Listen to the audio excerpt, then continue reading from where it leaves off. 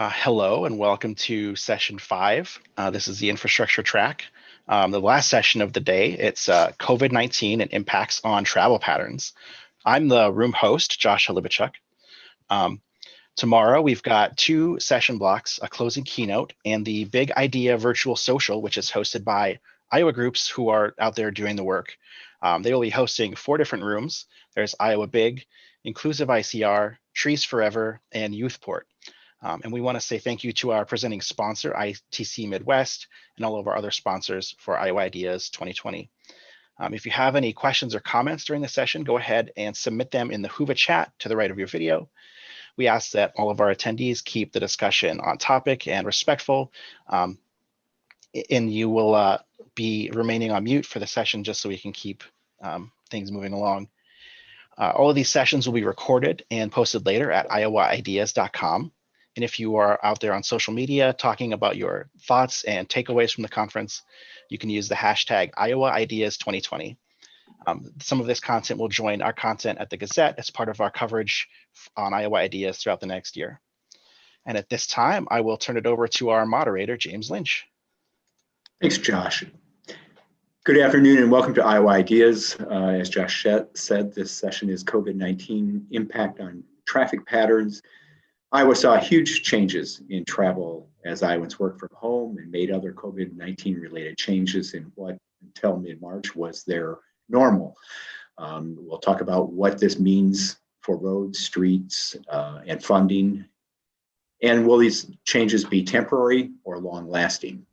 Among the impacts is the fact that rather than gathered in one place, I'm here in what is now my home office and you're all, well, wherever you are. Hi, I'm James Lynch. I'm with the Gazette covering state politics and government. When I wrote my first stories about COVID-19 7 months ago, I didn't think I'd still be talking and writing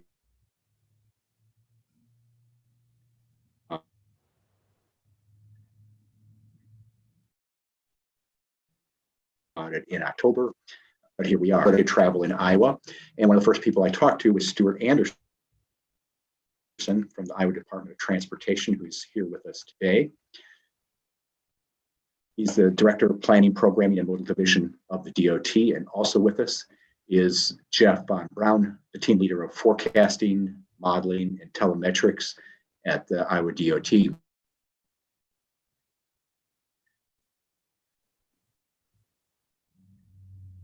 Thank you both for joining us, and thank you to with anything like the coronavirus pandemic. At the DOT, you deal with blizzards, with tornadoes, flooding, a variety of challenges. But have you ever dealt with anything like this? And did the DOT have a plan for a pandemic? Yeah, James, and you were breaking up a little bit. I don't know if that's on my side or your side, but yeah, I'll go ahead and begin with that.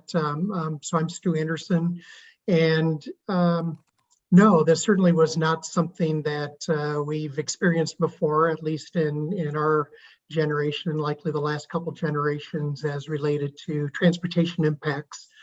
As we've been looking at COVID impacts on the transportation system in general, and we've been doing this across state government as well, we've been trying to relate this to other similar situations to try to assess what recovery looks like. So we've looked at things like, of course, the 2008 recession that had an impact on the transportation sector. And so we've looked at how quickly we rebounded from that. Of course, the September 11th incident had impact on transportation, particularly the aviation sector, of course. But if you look at whatever measure, whether it's transit usage, passenger enplanements, vehicular traffic, nothing dropped as dramatically as the pandemic in the middle of March when we entered the shutdown. And so we, of course, have tons of measures and tools out there to track what those impacts are and plan for that. So that's been really helpful as we've moved forward to provide information to local governments and for our own assessments of what this impact has on construction season. Of course, this was right at the beginning of the construction season, so that was our immediate worry, is whether we can get those projects developed that were already beginning construction. In terms of did we have a plan for pandemic? Actually, we were pretty well prepared for that. We do a lot, of course, in transportation. We deal a lot with emergency response and impacts, whether it's crashes on the interstate or larger incidents. And so, of course, we had H1N1 that had some impacts. So we did have a plan, but obviously this took it to another level. And of course, one key tenet of planning is that you're always continuously planning and updating. And we certainly had a lot of updates to do throughout the last 7 months as we prepared for that. Yeah, Jeff, just to kind of echo. Can you give us some numbers to Go ahead. Sure.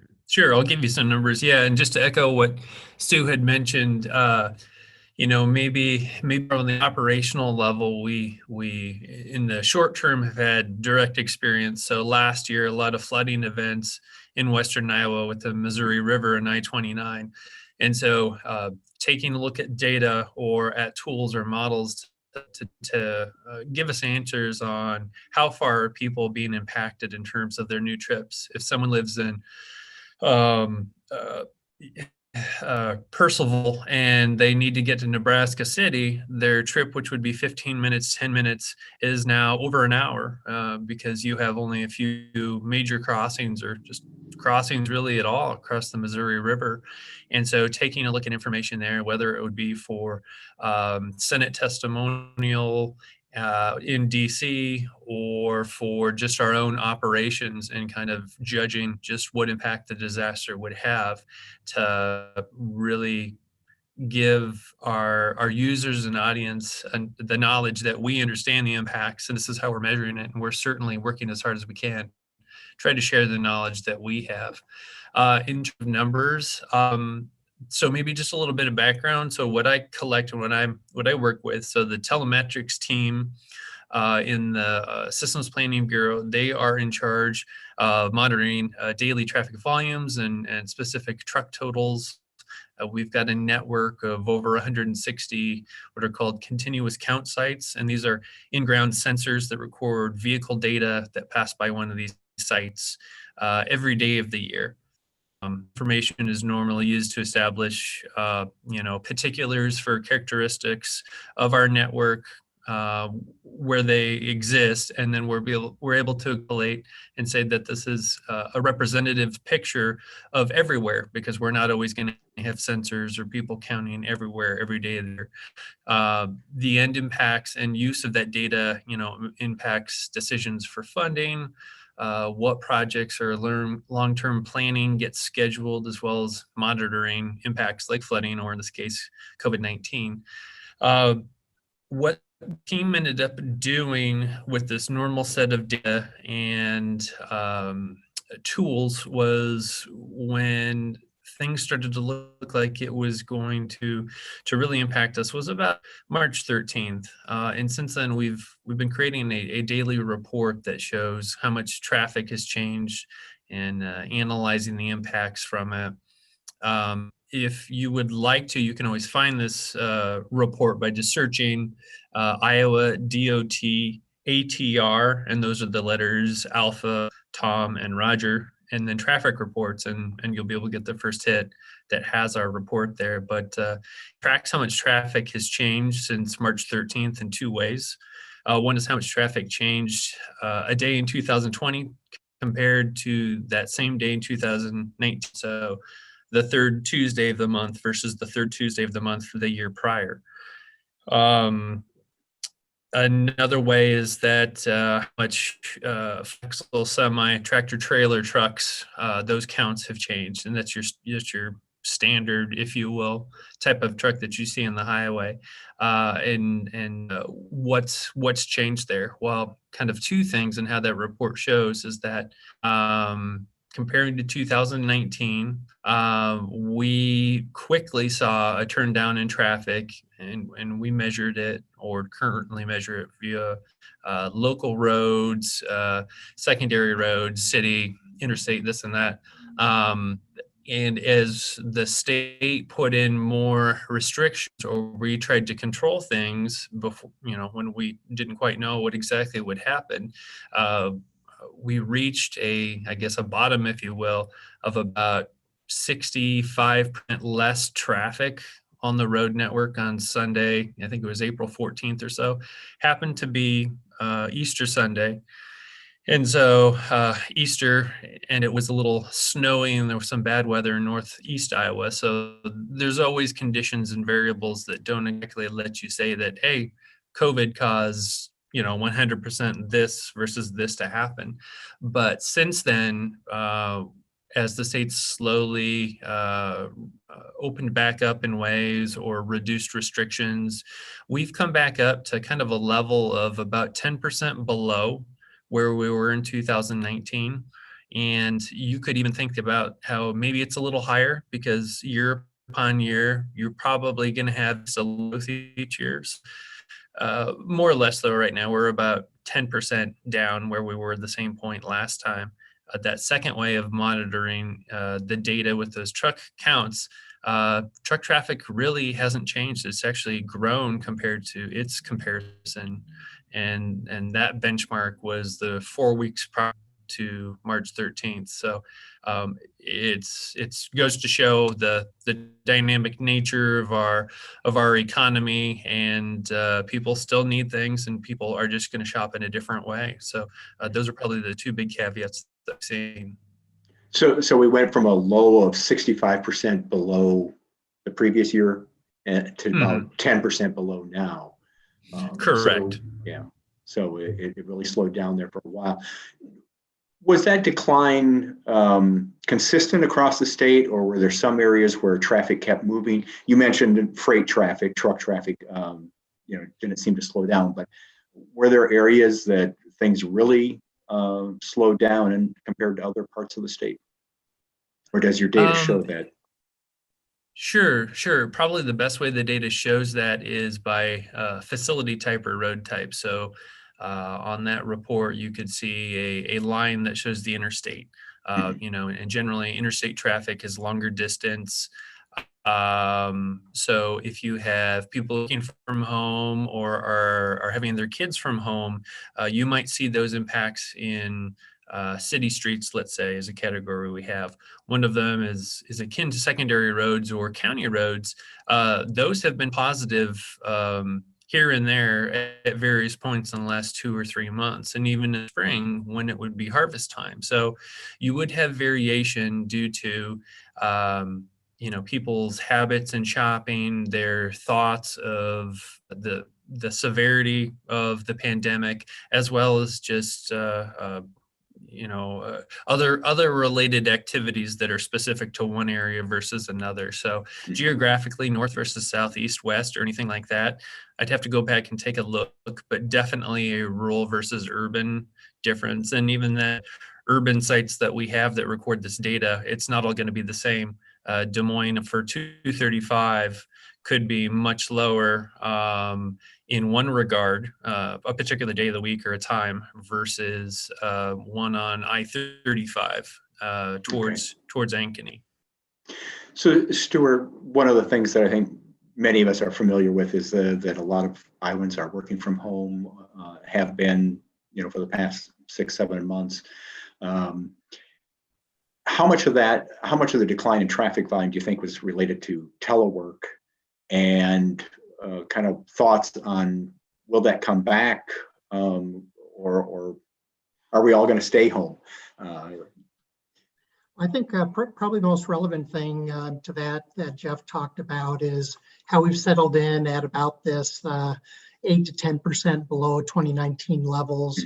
I think that really is a trend we're going to see long term, certainly through this pandemic, because I think what that reflects are the people that are able to telework and do so consistently. And I think that will continue certainly through this winter and the first part of next year. So we're certainly expecting that to continue. I think even as we come out of the pandemic, I think we will see permanent shifts to telework as businesses and companies, and we've certainly experienced it here at the DOT and in state government. I think we're all revisiting our telework policies because we found that it has been really successful the last 7 months, we found ways to be really efficient in how we do our work. And so I think we will continue to see more teleworking long term, which will certainly have an impact on traffic, which has good points and bad points. Of course, it's a good point because if we have less traffic, then that helps us defer maybe some of our construction needs on the system. But of course, it also has an impact on our revenue stream as well. As we have less traffic on the road, that means less fuel tax revenue, which has impacts on both state and federal revenue. Right. And we'll talk about that. When you think about what you've seen in the last 7 months, the traffic volume bottoming out and now coming back, has anything surprised you? Have you seen changes that were unexpected? I mean, I'm guessing that back in March when things started to lock down, you made some assumptions. Did anything surprise you as we went through this? Yeah, I'll start and then let Jeff weigh in. It did surprise me how quickly traffic dropped, as Jeff mentioned. Dropped over 60% on a daily basis at one point. But then on the other hand, how quickly it came back, although it didn't come back as quick as it dropped. But I've been a little surprised that we've bounced back to the point we're at this quickly, considering how much teleworking I know is still going on. The freight trend has also been a little interesting. I guess not surprising, but a little interesting. With manufacturing being shut down for a while because of COVID. China shut down, of course, first. So we thought that would have huge impacts on the movement of freight in the country, on the rail and highway system. And then, of course, we had our own shutdown with manufacturing in this country. So I think, at least I certainly expected to see freight traffic drop significantly. And there certainly were some impacts, but as Jeff said, the trend has really been flat to growing because we still need our products. Maybe we're just getting them differently than we did before. And I think it shows how resilient our supply chain system is, that it was able to adapt so quickly to that.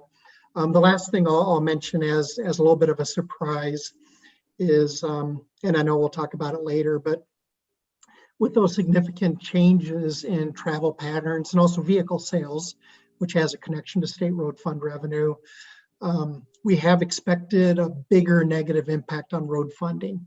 It certainly has been a negative impact, but not as significant as we thought it would be.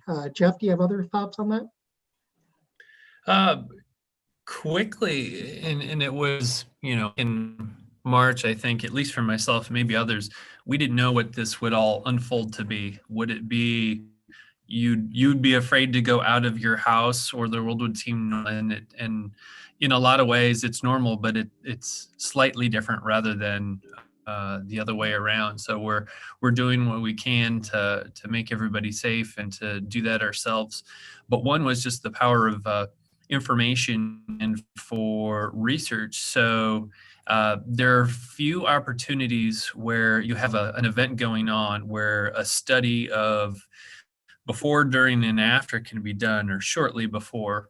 One place was the University of Chicago. They were doing a study on behaviors before and COVID and during, and they plan to do after. And so it would include things like your propensity to travel, if it was for leisure or work, or buy things online, or do grocery shopping online. And a lot of people did not, and this can be found on the internet, of course, so I'm paraphrasing, but a lot of people didn't give telework a chance or going shopping a chance. And that was probably different, broke down the generations. Younger people might be more apt to do so, but it's introduced a new way of living that could have a lot of convenience. It could have a lot of sacrifice to that brick and mortar instance of shopping, but this is really, in a strange way, and not to any of the negatives, the medical consequences and the deaths, but it really has changed our society and probably will permanently in certain ways. And if that's teleworking, if that's how we shop, if it's how we just organize our daily lives, that's probably been the biggest surprise. I want to mention for our audience that you can submit questions through the Hoop app, and our room moderator will pass those on so we can ask our transportation experts questions that are on your mind. This may be getting too down in the weeds, but I was curious if your traffic volume data, you can look at that and say, I mean, there are some commercial enterprises that didn't shut down. I mean, I don't think grain trucks quit coming into Cedar Rapids. And so I'm wondering if you can kind of look at that data and say like, oh, there's a food processing plant there, because we can tell from, that they're still processing chickens, or they're still processing hogs, the traffic in and out, as trucks, as well as people coming and going to work. Is your data that granular? It all depends. Where we're collecting that information is about up to 160 different locations throughout the state, and they're strategically placed to kind of give that comprehensive statistical picture that we could extrapolate to the rest of the state as we do certain calculations and figures each year. Specific for industries, not necessarily, not to my knowledge. We do have monthly reports, and when you're able to go out, for instance, we have a few that are done at request state parks, and helps to understand usage. So things like state parks, or kind of minimal contact activities, actually in some cases see more traffic. People are getting out and doing things differently. But in terms of more of industry related, that might be something in a different area that we do.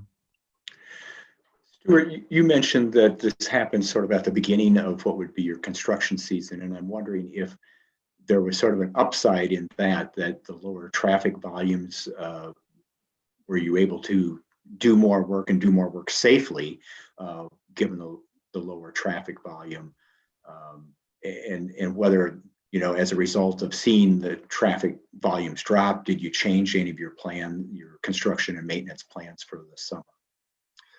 Yeah, that's a great question. And that was definitely something we looked at really quickly once we saw that large drop in traffic. Of course, on some of our busier roads, we do a lot of work at night when traffic is lower. And so for some projects, we did reevaluate and move some work to the daytime. It also allowed us to change how some of the work zones were set up.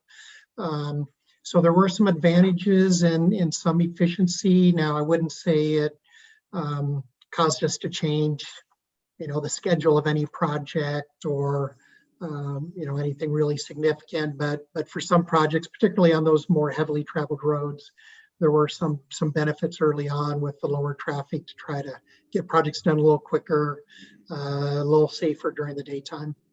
Sure. I want to talk a little bit too about other modes of transportation other than the highways. If I understood correctly, you said that rail traffic picked up this year. Do you think that's COVID related, or that's just the nature of rail traffic? Yeah, so there's been a lot of interesting trends on the rail side. Overall, it's down.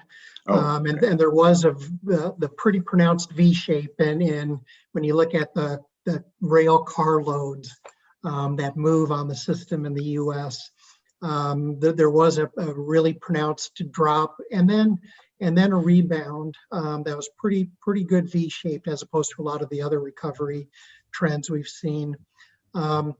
But it's not been uniform across all types of rail products that are being moved. One of the interesting trends that we've seen is intermodal cars. So that's primarily those containers that are moving on the rail system that are coming over from China. It's the retail products that come into Long Beach and get moved onto the rail system from the ocean vessels. They're actually setting records for the volume of those intermodal cars that are moving on the rail system here in August and September, because there's just been a real rebound as the retail sector has really heated up, and we're having to refill warehouses that ran low as we started the pandemic. But in other areas, it's been real slow to catch up. Of course, we have a longer term trend in coal traffic is declining on the rail system as coal powered plants are being decommissioned across the country. So that's had a significant impact on rail traffic. Another little bit of a bright spot is also the movement of some of our agricultural products on the rail system to export. So overall, rail is down about 10% compared to September of last year, but it is making a rebound. And what's interesting about rail is that that measure of rail movement has been a pretty good leading economic indicator of the overall economy. And so I think that portends hopefully some continuing growth in our economy and recovery. Also want to ask about transit, in-town transit systems. A lot of them shut down and then have come back, but with passenger volume restrictions. It seems like that's always, the funding there's always questions about the funding and ridership. What's happened there? Yeah, huge impacts on public transit in Iowa. Public transit and aviation were the two most impacted modes of transportation, and will probably take the longest to recover from this. Public transit in particular, we have 35 public transit agencies in the state. They range from Dart and Des Moines, or Cyride and Ames, Canvas and Iowa City, that provide a lot of urban service to get people to school or jobs. But then we also have some really vital transit services across rural areas of the state where they provide important transit for persons with disabilities or the elderly that need to get to hospital appointments. And so they've been significantly impacted with COVID, of course. The biggest challenge is being in a vehicle and transporting people safely. So early on, a lot of the transit services just shut down, except for really the most essential services. And we're seeing that's just going to take a long time to recover. The elderly are rightfully staying home and really reducing the amount of trips they take to what is most essential. So that's reducing some of the ridership. And so that has significant impacts on the funding and viability of transit agencies. Now, fortunately, Congress passed the CARES Act early on in the pandemic, which played a really vital role to assist transit agencies across the country, and of course also our public airports and airlines to again support the most impacted modes of transportation. Let's talk about airports. We kind of have sort of the major airlines, but then we have a lot of small airports that fly into Iowa, sort of the county seat towns, those places. Obviously, passenger travel is down. What do you see happening there, and what sort of an impact is that having on our airports, whether it's Des Moines or Cedar Rapids or Dubuque? How are they faring?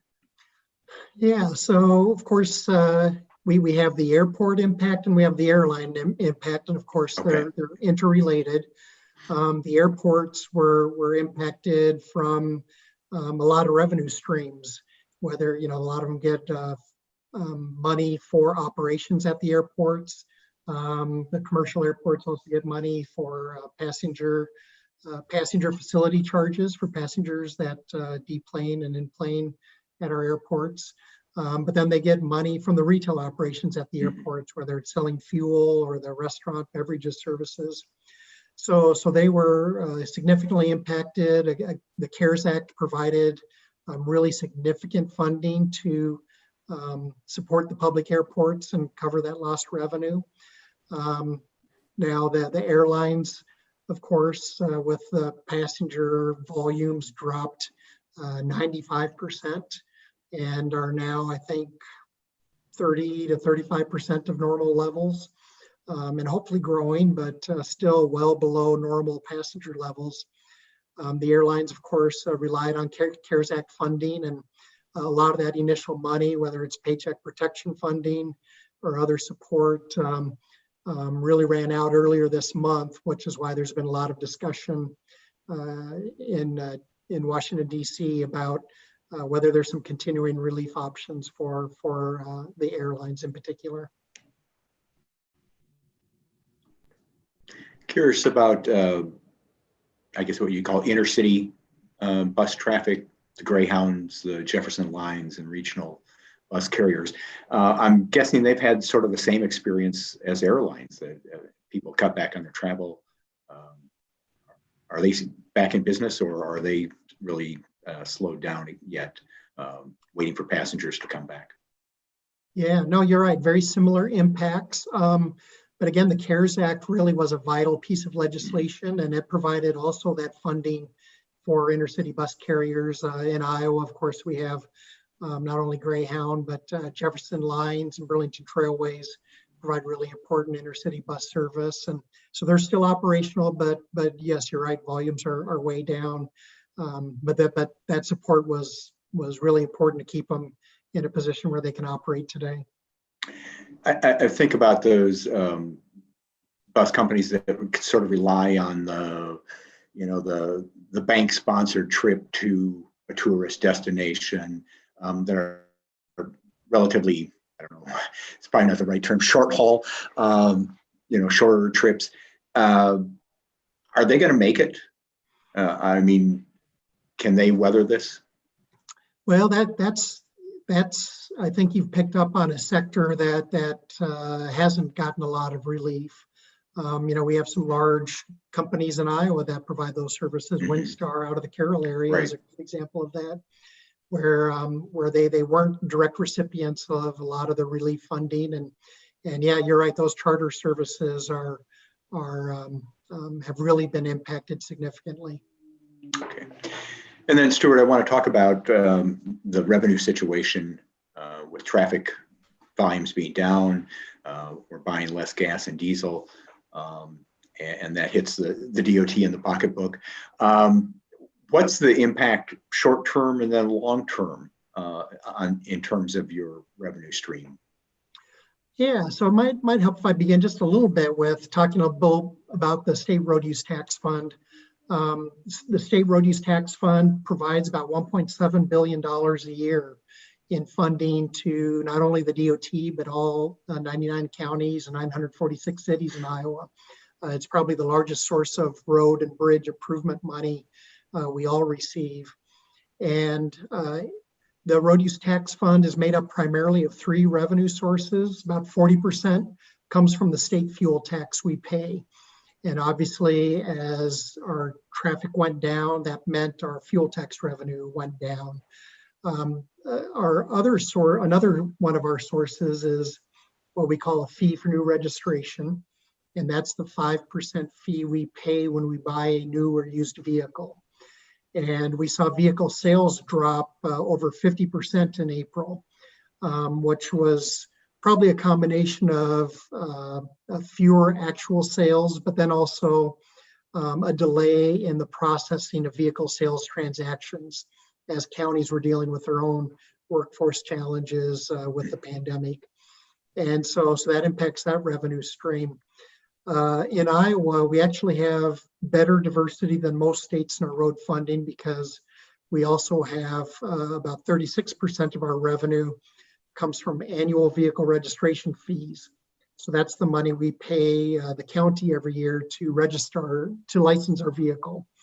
And although one of Governor Reynolds' early proclamations forgave any penalties for late payments of registration fees, really very few Iowans took advantage of that, and everyone continued to pay the registration fees. So that really has been unimpacted, and that's been key to minimizing our impact. So early on, of course, when we saw the big drop in fuel tax primarily is the biggest impact, we did see a corresponding drop in revenue. And so our early projections were that it was going to take longer for that vehicle traffic to come back. So we had real concerns about getting through this construction season without having to stop some projects, much less what we would have to do with future construction seasons. As I said, things didn't turn out like we had feared, which is good news. Vehicle traffic bounced back relatively quickly. So I think we are going to settle in, like I said, to this 10% less traffic than normal, which probably corresponds to a 10% lower fuel tax revenue over time. Probably see vehicle sales be less than normal, although I think we're seeing an uptick in vehicle prices. There's a lot of demand for used vehicles. That's increasing the price. And when it's a 5% based on the sales price, that helps offset that. But I think longer term, we're looking at probably a pretty consistent 5% reduction in revenue from last year. And so again, that's not nearly as bad as we had feared, but it's still about $80 million less money each year, which that's a lot of road and bridge work across the DOT cities and counties that we'll have to plan for. Mm-hmm. Yeah, 80 million, that's a significant amount there. And Jeff, let me come back to you. When we talk about, kind of settling in at this 10% less than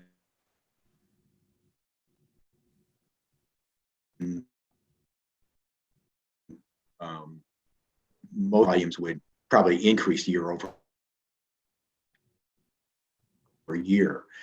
It sounds like down rather than bending up. When you look down the road, no pun intended, you look at trends. Is that what you're seeing? Is that this is going to be flat or down for a significant period of time? Yeah, and that's a great question. Stu had mentioned earlier that the very nature of planning is trying to work with unknowns, or trying to work with your best hand, I guess, with what you're dealt, and make reasonable and prudent decisions from there. One of the challenges that we have that actually touches upon can touch upon projects, can touch upon construction, and really the first steps is how much traffic is really out there. So normally, as you reiterated, normally we'd see an increase, especially if it's a high volume road, a busy road. It's probably growing year upon year. Well, when we have a year like 2019, what we normally do is we have a program of short-term counts that are conducted during the summertime, which is usually done over a 3 or 4 month period, over a blanketed area, generally within 1/4 of the state. Now that information is processed, and we come up with a picture of 2019, still using kind of the representational growth in one area that could be assumed in another. But with 2019, what do we do with that data? We ended up scaling back the breadth of that program to get a subset of data that we otherwise would have used. Partially that was to help with some required submissions for federal data. But really what it all comes down to is, what do you do with 2019, and what can we assume would be a trend, or what will the future look like? And in one example, and Stu can certainly clarify, is that Iowa's portion of vehicle miles traveled, which is if you've got a 1 mile length of road and you've got X number of vehicles that drive on that 1 mile, you get an easy calculation, kind of gives you an idea of the intensity of travel throughout the state. Well, if we have fewer vehicles traveling, that could translate in some ways into not reliable data, changes in funding allocation, or things like that. So we've had some distinct conversations with no really good answer, except for we'll continue to do a reasonable and prudent approach with what we know right now, and just see what might come about it. Mhm.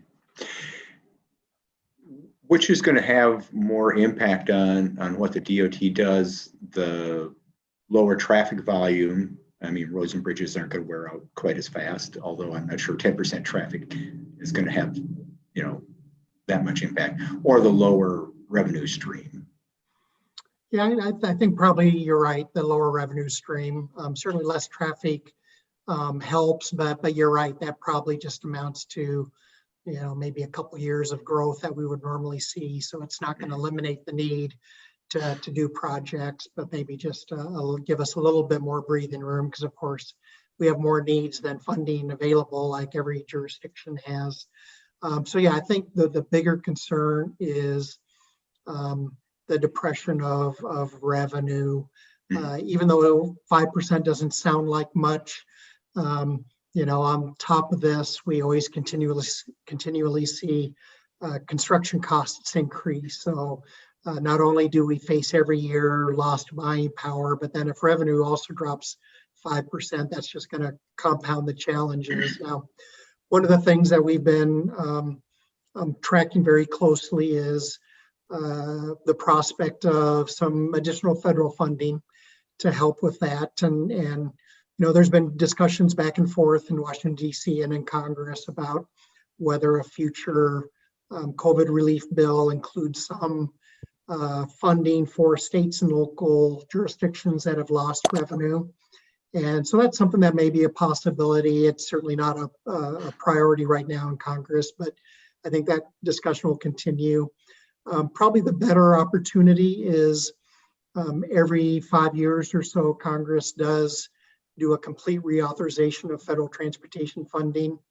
And we're hoping that the next reauthorization will provide for a significant increase in funding. There seems to be a strong consensus across all interests and both parties that more money is needed for transportation at the federal level. One of the challenges is that Congress did just extend the current authorization through September of 2021. So they've put that off another year, which probably means just flat funding levels through Congress at the federal level. But that's certainly an opportunity to help offset some of this in the near and long term. Question for you, and I want to remind our audience that they can submit questions too for our panelists. 10 years from now, when you look back, is this going to be just a blip, in the data, or do you think this is actually changing sort of the curve? I mean, is it going to have a long-term effect? We've talked a little bit about, working from home, how the impact that might have, but, are people going to look back and say, oh my God, what happened in 2020? Or it won't really change the course of transportation in Iowa? Well, I think take a crack at that. Yeah, I'll start. I think we'll look back and definitely be able to see changes that are still in place 10 years from now, directly a result from this. Primarily workplace-related changes, I think. Now, of course, that has a direct impact on transportation, because that's what transportation does is get you from point A to point B. And if we have a shift in how those trips happen, that's going to have an impact. So certainly, at least in that perspective, I think we'll see an impact.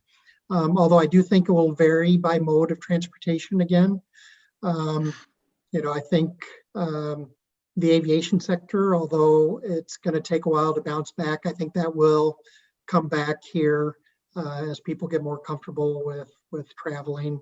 So I think it's more, maybe more daily work trip kind of impacts that will look at how we provide those mobility options for Iowans. I think that'll shift, although maybe not transformational, but I think we'll be able to definitely look back and point to 2020 as the point where we saw these things change. Yeah, the DOT, I think, is at a good positioned to evaluate this circumstance with what's called right sizing. So it's this idea that you have something, if it's a facility, if it's a roadway, is it been built correctly to the needs, to the users? What if it was built when it was in a rural setting and it's suburban, and now it's inadequate to needs? What if it's the opposite way around? And so either you've got sunk costs in maintaining the facility that is overbuilt or underbuilt, with kind of a slowdown in how things occur, and maybe people being forced to take a step back and enjoy the world more around them, or look at opportunities, if it's work from home, if it's different lifestyles and how we interact. I would say that how it exactly plays out will happen in many expected ways, but who knows? One of the adages in transportation planning is you can't keep just building lanes. Traffic tends to gravitate, kind of like hydrology. Water's going to go in the of least resistance. So if you keep building more lanes at escalating costs, that is not necessarily the way to go. Perhaps there'll be a societal shift and not just a traffic pattern shift based on facilities that will help kind of create a future that we didn't expect. A couple modes we didn't talk about, and of course we have no ocean ports, but one of the consequences for the cruise industry internationally is, at least in the US, most of the cruise lines are not registered or based in the US, and so they're not covered by the CARES Act or from other tax relief. And so you have complete industries that might not survive this. Another one would be Amtrak. Amtrak, of course, is partially subsidized by the federal government. Back in the peak, a Trains magazine article had, the Empire Builder, which goes between Chicago and Seattle and Portland. They had about 27 people on board, which normally, depending on the cars they put on the train, but normally you would have several hundred people. And so people making a decision, deciding on what the risk is and what it's worth going forward, if those modes survive in the way we see them, it could be a very different picture. Sure. One other thing we haven't really touched on yet is people working from home, people looking for low contact activities. What do you see in terms of interest in walking, biking paths, trails as part of the transportation plan? Yeah, and you raise a great point about interest in outdoor activities and at least a way to get some quality of life if they don't feel comfortable going on vacations. And we certainly have seen in the last few years, definitely pre-pandemic, a lot of increased interest in Iowa's trail system, not only for Iowans, but as a tourism draw as well. One of the revenue impacts we haven't talked about is several of our funding programs for our non-highway modes of transportation were impacted by COVID because of reduced revenue from casinos. There is a Rebuild Iowa Infrastructure Fund, which is available for the legislature to appropriate for infrastructure programs. And that's primarily funded with taxes from casinos. And with the casino shutdown early on and reduced traffic certainly continuing, the legislature, as they were doing their appropriations for the fiscal year that began July 1 of this year, anticipated a lot less revenue coming into those. And so normally for several of our programs, which includes our trail funding program at the state level, instead of those DOT programs getting about 7 million in 20, they got a little over 3 million in fiscal year 21. So our trail program specifically was cut in half, or not in half, by 50% because of the reduced funding available. So So COVID has also impacted other funding programs as well. And so, of course, that's happening. Pre-pandemic, we had a huge demand for our trail programs. We probably, of all of our grant programs, we have more demand for that funding than any other program. And we certainly see that continuing in the future. And we also have saw pre-pandemic and continuing now an interest in, as streets are reconstructed and built, that they accommodate bicyclists in a more proactive manner and pedestrians. And yeah, I agree that will only continue at an accelerated pace after this.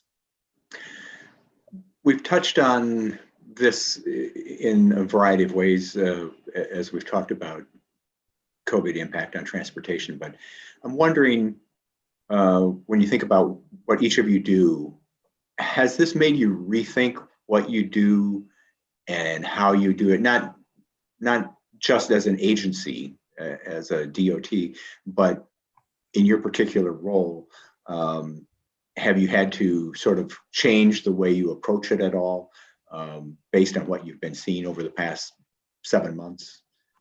Well, yeah, I'll take the initial shot at that.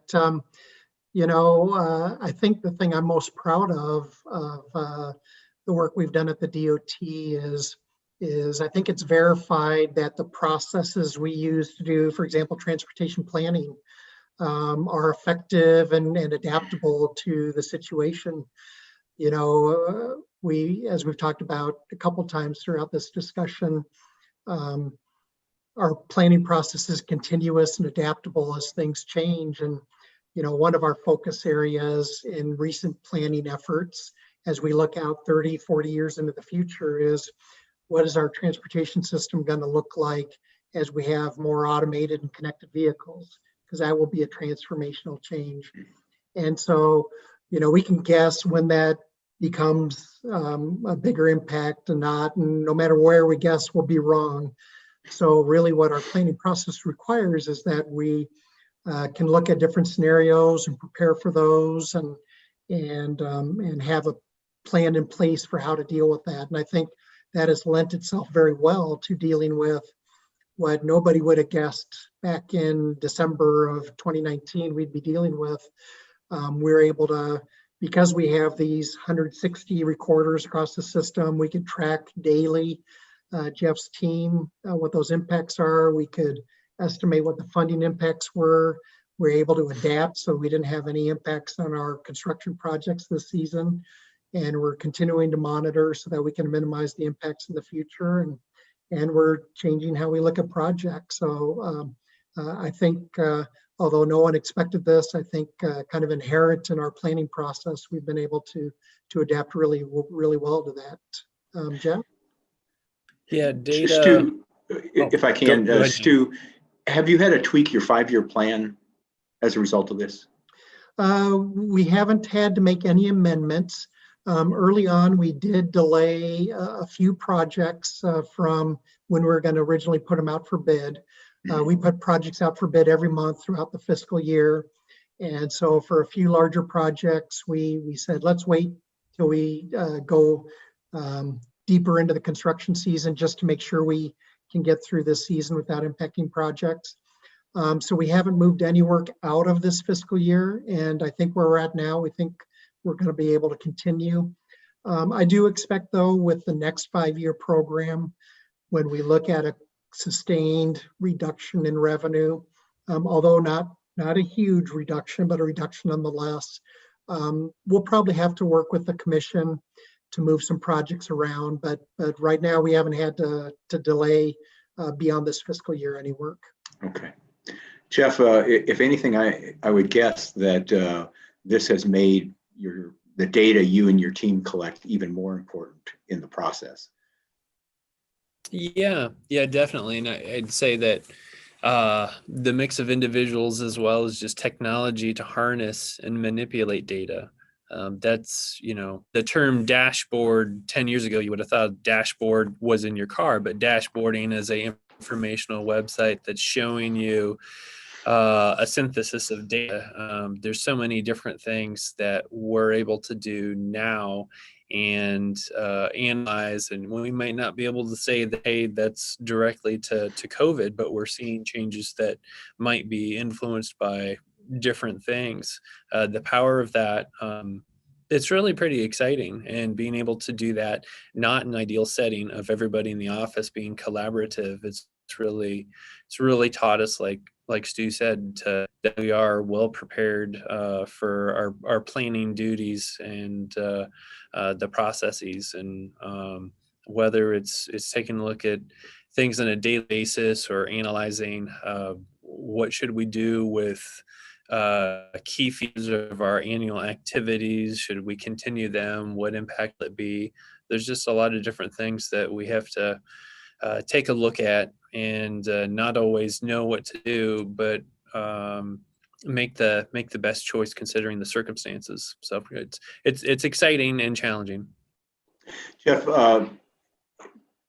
have you seen, again, sorry for the pun, but more traffic to your daily traffic count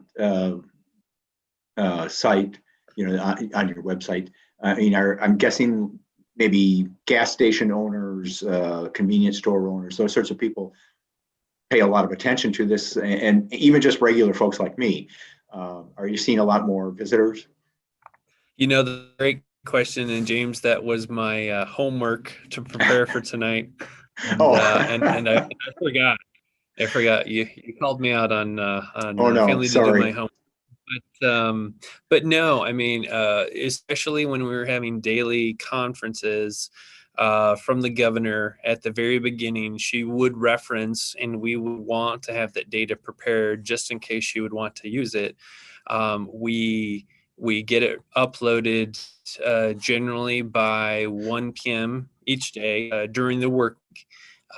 The way it's structured is that it basically has a table of data and a graph accompanying each of the two methods that we take a look at, and it kind of resets itself with another set of fields that looks at the longer time period. But no, I mean, I believe it gets a lot of use, or at least a lot of high-level use, which I think high-level use is worth at least several hundred of just regular hits. But if anything, it's just more of the value and transparency that the DOT wanted to take with its approach to being a service that wasn't just I go get my license and registration, but also we offer a lot of services in a kind of customer-oriented way. Mm-hmm. So if one person uses it and gets value, and we're able to make good decisions off that effort as well, then it's a benefit. Great. We're coming up on our hour. Stuart, I'll give you the last word here. Final thoughts on the impact, COVID-19 impact on transportation in Iowa. Like I said, you'll have the final word, I guess. Sure. Yeah. So I think it's got its good impacts and bad impacts. And of course, I'm just talking from a transportation perspective. We've certainly seen the good news story, I think, is from a funding side, it wasn't as dire as we had feared originally, because we really were concerned about what these impacts could be, and thought we may have to shut down projects going on this construction season. So we've been really happy with how resilient the system is, not only from a funding perspective. I think it verifies the good decisions by past legislators and governors to have diversity in our funding streams that are dedicated by Iowa's Constitution to the road and bridge system that has provided that resiliency. And I think we've seen a lot of resiliency in the transportation supply chain by mode. Some of the bad challenges we still face, again, the aviation and public transit are the biggest challenges we face, and how long those are going to be in the position they're in, and are we going to be able to sustain those services long term. All right. I want to thank you very much for joining us, Stuart Anderson and Jeff Von Braun, both from the Iowa Department of Transportation. Also want to remind everyone that there are more sessions Friday, and you can find a complete schedule at thegazette.com/Iowa Ideas. Again, thanks everyone for joining us. Stuart, Jeff, our audience, for the Gazette and Iowa Ideas. I'm James Lynch. Thanks. Thank you.